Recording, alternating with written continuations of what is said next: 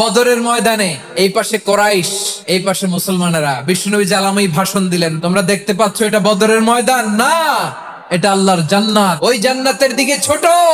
বিষ্ণুনবীর কথা শোনা মাত্র সাইয়েদনা উমাইর ইবনুল হুমাম বললেন বাহ বাহ, মানে চমৎকার।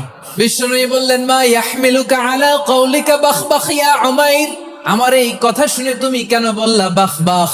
ইয়া রাসূলুল্লাহ, আপনার এই কথা শুনে আমি বড্ড খুশি হয়েছি, আর আমি প্রত্যাশা করছি আমি যদি ওই জান্নাতের মালিক হতে পারি তাহলে কতই না ভালো হতো।